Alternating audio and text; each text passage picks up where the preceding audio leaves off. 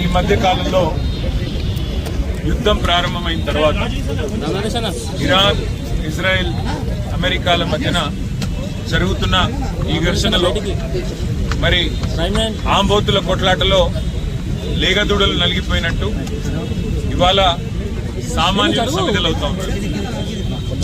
మన భారతదేశంలో ఇవాళ ఒకటి కాదు, రెండు కాదు, దేశవ్యాప్తంగా సామాన్య మధ్యతరగతి ప్రజలు, ముఖ్యంగా దిగువ మధ్యతరగతి ప్రజలు ఈ ఉజాలా పథకం అని పెట్టి మరి సిలిండర్లు ఇంటింటికి ఇస్తున్నామని చెప్పి కేంద్ర ప్రభుత్వం ఏదైతే గతంలో స్కీమ్ తెచ్చిందో దానికి అనుగుణంగా దాదాపుగా చాలా పెద్ద ఎత్తున సిలిండర్లు తీసుకున్నారు.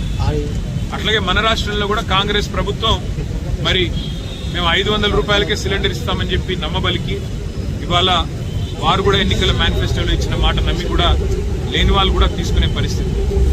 కానీ యుద్ధం ప్రారంభమైన తర్వాత ఇవాళ ఎల్పిజి గోడౌన్లు ఎక్కడెక్కడైతే ఉన్నాయో, డిస్ట్రిబ్యూషన్ నెట్వర్క్లు ఎక్కడెక్కడైతే ఉన్నాయో ఇవాళ అంతటా కూడా చాంతాడంత లైన్లు, ఎక్కడికక్కడ పెద్ద ఎత్తున ప్రజలు ఆందోళన వ్యక్తం చేసే పరిస్థితులు ఇవాళ నెలకొని ఉన్నాయి. ఒకవైపు కేంద్ర ప్రభుత్వమేమో పార్లమెంట్లో అడిగినా, పార్లమెంట్లో మాట్లాడినా, బయట మాట్లాడినా ఏ కొరత లేదు, మేము చూసుకుంటున్నాము, మేము మేనేజ్ చేస్తాము అని వారు చెప్తా ఉన్నారు, నమ్మబలుపుతా ఉన్నారు. కేంద్ర పెట్రోలియం శాఖ మంత్రి మాట్లాడినా, ప్రధానమంత్రి మాట్లాడినా ఏమీ లేదు, అంతా బాగానే ఉంది అని విశ్వాసాన్ని కల్పించే విధంగా వారు మాట్లాడుతున్నారు. కానీ క్షేత్రస్థాయిలో పరిస్థితులు అట్లా లేవు. వాళ్ళ ఏ గోడౌన్ కాడికి పోయినా భారీ క్యూ లైన్లు, భారీగా ప్రజలు ఆందోళనలో ఉన్నారు.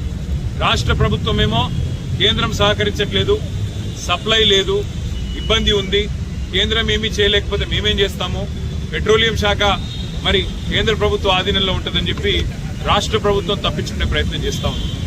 మాకున్న విశ్వసనీయమైన సమాచారం ఏంటి అంటే కేంద్ర ప్రభుత్వం కూడా ఈ 4-5 రాష్ట్రాల్లో ఏవైతే ఎన్నికలు ఉన్నాయో అప్పటిదాకా ఆగి మే 4 తర్వాత మరి సిలిండరు సైజును కూడా తగ్గించే ప్రయత్నం చేస్తూ ఉన్నారు అనేది మాకున్న విశ్వసనీయమైన సమాచారం. 12 కిలోలు కాకుండా 10 కిలోలు ఏదో చేయాలి అని ఒక ఆలోచన చేస్తూ ఉన్నారు. లేదు, నిజంగానే సప్లై లేదు, ఇబ్బంది అవుతుందని చెప్పి చెప్తా ఉన్నారు. కానీ నిజానికి ప్రజలకు వాస్తవాలు తెలియనీయకుండా, ప్రజలకు వాస్తవాలు చెప్పకుండా మభ్యపెట్టి, ఇబ్బంది పెట్టి సామాన్య మధ్యతరగతి ప్రజలను రెండు ప్రభుత్వాలు కలిపి గోసపుచ్చుకుంటా ఉన్నాయి. అటు కేంద్రము, ఇటు రాష్ట్రము ఇద్దరు కూడా ఈ విషయంలో స్పష్టమైన సమాధానం చెప్పాలి, ప్రజల్లో విశ్వాసం నింపాలి, ప్రజల్లో ఒక భరోసా నింపి ఏ రకమైన ఇబ్బంది కాకుండా అవసరమైతే మరి వారికి ఉండే దౌత్య వ్యవహారాల శాఖ ద్వారా మరి అవసరమైతే ఇతర దేశాలతో మాట్లాడి, ఇరాన్లో ఇబ్బంది ఉంటే మరో చోట మాట్లాడి తెప్పించాలని మేము డిమాండ్ చేస్తా ఉన్నాం. ముఖ్యంగా సామాన్య మధ్యతరగతి ప్రజలు, ఇందాక నేను చెప్పినట్టు ఆంబోతుల కొట్లాటలో లేగలు బలైనట్టు సామాన్య మధ్యతరగతి ప్రజలు ఇవాళ ఇబ్బంది పడుతూ ఉన్నారు. దేశవ్యాప్తంగా, రాష్ట్ర వ్యాప్తంగా తీవ్ర ఆందోళనలు ఉన్నాయి. అంతేందుకు మా ఇంట్లో, అక్కడ ఇక్కడ చెప్పేది కూడా కాదు, మా ఇంట్లో నా వైఫే అడిగింది, యుద్ధంతో ఇంకా సిలిండర్లు దొరకవంట కదా, తెప్పించుకోవాలంట కదా అని చెప్పి అడిగే పరిస్థితి. అంటే ఇవాళ ప్రతి ఇంట్లో ఇది ఒక చర్చగా మారిపోయింది, చర్చనీయాంశంగా మారిపోయింది.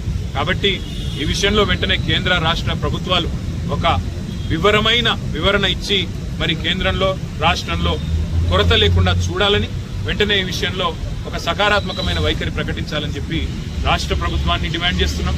ఎందుకంటే అబద్ధాలు చెప్తా ఉన్నాం, కొరత లేదని వారు, సప్లై లేదని వీరు, మధ్యలో నలిగిపోతున్నది ప్రజలు. కాబట్టి వెంటనే ఈ విషయంలో వివరణాత్మకంగా చెప్పాలని చెప్పి శాసనసభ వేదికగా వాళ్ళ అడ్జర్న్మెంట్ మోషన్ వాయిదా తీర్మానం ఇచ్చాము.